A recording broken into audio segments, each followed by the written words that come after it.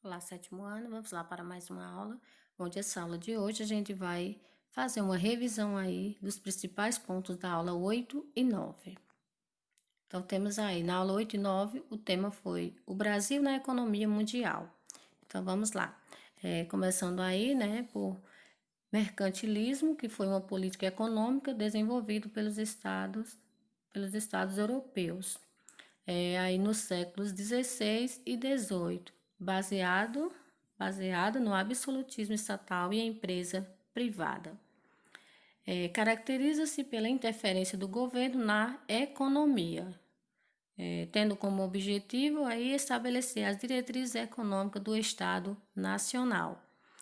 E aí houve a substituição, né, desse mercantilismo pelo liberalismo econômico, onde o mercantilismo era aí o governo, né, tinha a interferência na economia. Já o liberalismo econômico defendia aí a não interferência do Estado na economia. O sistema econômico global. Qual é o sistema econômico global que domina o mundo hoje? O capitalismo, né? Que é um sistema econômico adotado na maioria dos países, com exceção aí de Cuba e Coreia do Norte, que são países considerados socialistas.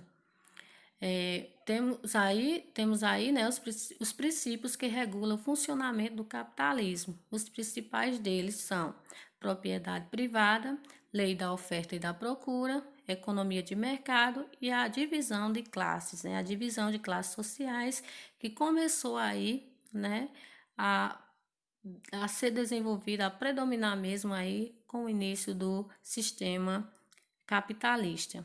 Onde temos aí, né, ao lado, uma imagem dando o conceito de capitalismo, sistema econômico baseado na legitimidade dos bens privados e na irrestritiva liberdade de comércio e indústria, como o principal objetivo de adquirir lucro, né? Então, o objetivo principal aí do sistema capitalista é o lucro.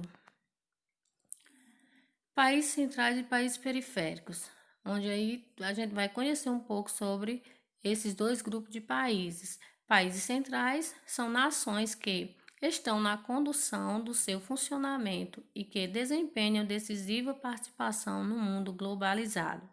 Já os países periféricos são as nações que tomam decisões que afetam os países pouco influentes e possuem uma economia pouco desenvolvida, né? Então, a diferença aí é que os países centrais estão à frente, né, do desenvolvimento econômico, estão à frente da economia mundial.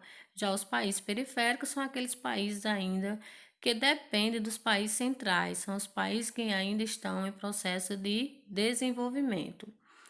Em relação aos países centrais, temos aí o grupo do G8, né? Temos Reino Unido, a Rússia, Estados Unidos, o Canadá, a Alemanha, Itália, Japão e a França, né? Então, são o grupo G8 aí das principais potências, né, que dominam aí a economia mundial. O Brasil, apesar de seu desenvolvimento econômico, não é um país central, né? O Brasil é um país periférico, por estar ainda no processo de desenvolvimento. O BRICS. O BRICS aí são países emergentes que fazem parte de um bloco político de cooperação. Recebeu a atenção dos países centrais. Esses países, apesar de subdesenvolvidos, estão em pleno crescimento econômico, tendo aí como objetivo promover um maior poder geopolítico frente aos países centrais, que os países centrais são os países que lideram o capitalismo, né? Então, o BRICS é aí formado pelo Brasil, Rússia, Índia, China e África do Sul, né? É um grupo de países aí que chamou a atenção dos países centrais, né? Formou aí um grupo de países, né? Para cooperar aí com o desenvolvimento dos países centrais, os países que lideram o sistema capitalista, né? Então, esse grupo de países, por estar em desenvolvimento, aí chamou a atenção dos países centrais como um bloco aí de cooperação, de ajuda para o desenvolvimento dos países centrais. A economia extrovertida e internacionalizada. Economia extrovertida é a que tem como prioridade aí abastecer o mercado externo. É o caso do Brasil aí no período colonial, né? Que no período colonial o Brasil abastecia a sua metrópole, né? Era uma colônia de exploração de Portugal. Então, tudo que era produzido dentro do Brasil era destinado aí ao mercado externo. Durante o processo de industrialização brasileira, o governo promoveu uma abertura econômica, né, com o objetivo de acelerar a implantação do setor industrial. A economia brasileira é internacionalizada, né? Ainda a economia brasileira é internacionalizada. Os produtos, né, a maioria dos produtos que são produzidos aqui no nosso país são destinados aí ao mercado externo. O advento do capitalismo. Temos aí o sistema socioeconômico que visa o lucro como finalidade principal. Tem aí as propriedades privadas do meio de produção, né, onde os bens materiais pertencem a particulares e não ao bem público. O capitalismo divide-se em três fases: o capitalismo comercial, industrial e financeiro, trazendo como uma das principais consequências aí a desigualdade social, né? Então, o capitalismo ele traz aí a propriedade privada, né? Pertence aí a particulares e não ao todo, e não ao bem público, como também a principal consequência do sistema aí é a desigualdade social, né? Então, o sistema capitalista trouxe aí essa grande consequência, né? A divisão aí das pessoas, dividir por classe, né? Quem possui mais, quem possui menos. Então, infelizmente, o nosso país, né, adota o sistema capitalista, que é desta forma, a divisão de classes sociais que predomina.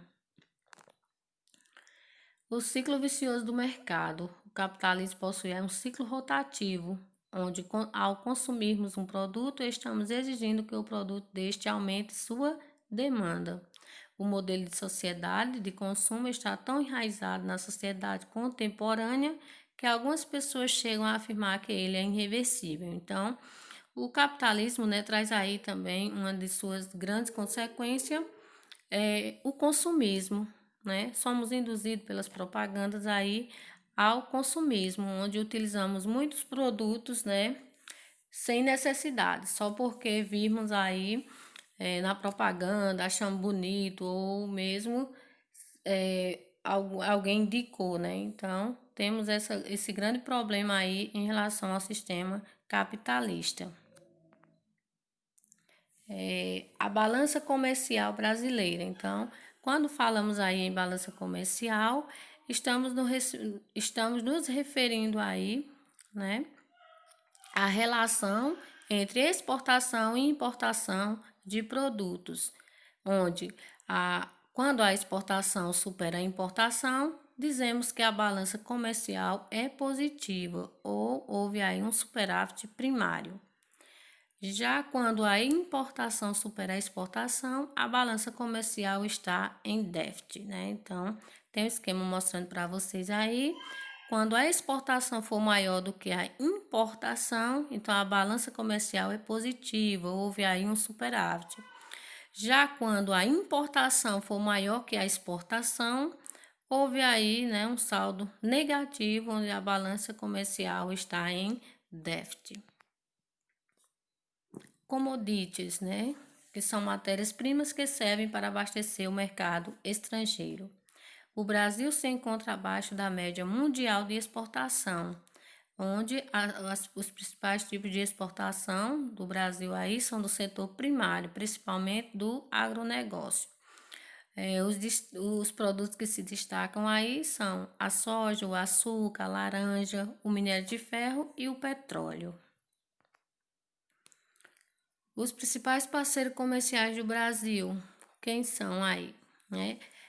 O Brasil possui relações comerciais com inúmeros países, né? Mas tem alguns que se destacam, como por exemplo aí, em 2016, o principal destino das exportações brasileiras foi a China, que importou produtos primários. Em seguida aí esteve a União Europeia, Estados Unidos e Argentina. Os produtos mais exportados para a Argentina são carro, petróleo, plástico, ferro, eletroeletrônico e carnes, né? Então tá aí os parceiros do Brasil, né?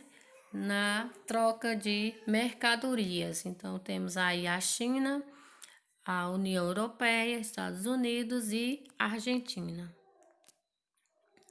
O desemprego no Brasil e o surgimento de uma nova classe média, né? Então, o início do século XXI foi marcado por quedas nas taxas de desemprego no Brasil. Esse fenômeno fez surgir uma nova classe média. No entanto, o crescimento do país foi interrompido em virtude de uma crise no ano de 2015, onde essa crise, né, afetou bastante a economia, né? A economia foi desestabilizada, trazendo sérios danos ao povo, onde milhares de empresas decretaram falência, aumentando aí cada vez mais o desemprego. Grandes capitais decretaram estado de calamidade financeira.